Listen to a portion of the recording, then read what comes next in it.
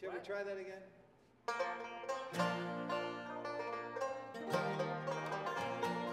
Canadian musical legends, the Good Brothers, have gained a worldwide audience over the course of their accomplished career. In the mid-60s, the brothers got their start at folk clubs and coffee houses before their first big show at Maple Leaf Gardens with Grand Funk Railroad.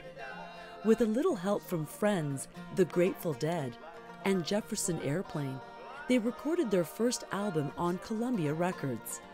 It wasn't long before the Good Brothers were packing Toronto's fabled El Macombo 5 nights a week. Fast forward almost half a century, and they're still here. Simple music, straight from the heart, that encompasses country, bluegrass, folk, and rock, mixed with their unique sibling harmonies. So tell us of how and where the Good Brothers were formed. That would be our mom, and she'd play the old guitar. If it weren't for Mom, pardon the expression, we wouldn't be here today. That's true. Where did you perform during your early years?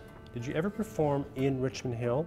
The earliest times that I can remember was the old fragments at the basement of the Anglican Church here in Richmond Hill. Later on, when we came of age, we ended up at the old Richmond Inn. A lot of people will remember that.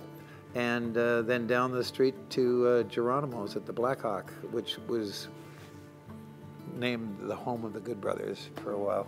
And it was quite an honor, and that was our earliest beginnings. And then, of course, the concerts at the Mill Pond that we do every summer.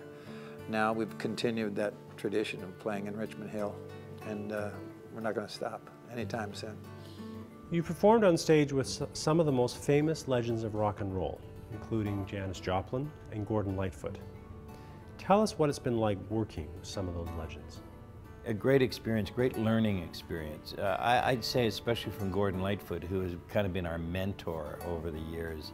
But yes, we played with the Grateful Dead and the band and Janis Joplin on our first tour, which was called the Festival Express, which went mostly across Canada. And living in close quarters on that train, everyone traveled on the train, you had to meet these people. And we were invited by the Grateful Dead to go to California, to Northern California, where we recorded our very first album as James and the Good Brothers, just before Larry joined the band.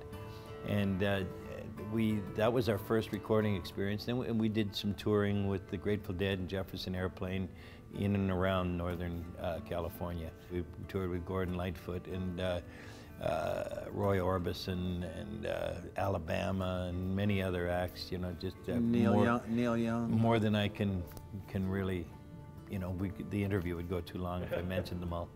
And what influence has Richmond Hill had on the band? Well, Richmond Hill has had a really large influence on, of course, the Good Brothers. In fact, every night I sing a song called Old Mullins Hill that Bruce and Brian wrote, and it's about the community that we grew up in. We laughed and we played until we had our fill. Those were the days back in old Richmond Hill. And in fact, since the town of Richmond Hill has named a park in that community after the Good Brothers. It's called the Good Brothers Park. And we're very proud of that. Yeah, and it overlooks, as Larry mentioned, Mullins Hill, which was a valley just behind our home with a river running through it, and the farmer's name was Mr. Mullen. And we as kids used to call it Mullins Hill, so that's the name of the song. Yeah. We'd swim and have fun back in old Richmond Hill. Why do you continue to participate in local shows, and what do they mean for each of you? It's coming home. It's coming home, and the people that we play for the most part, we know everybody in that audience. We're familiar with so many people. It's just nice to play at home, and it turns out the Mill Pond is a perfect venue for that. So this is our lives here, and to come home, it's something that we look forward to every year. Since your formation, the band has experienced unstoppable success. The Good Brothers have won 8 Juno Awards for Best Country Group, and you've been inducted into the Canadian Country Music Hall of Fame. Why do you think the band has continued to enjoy this level of success? Because we keep going. Longevity. And we're too old to do anything else.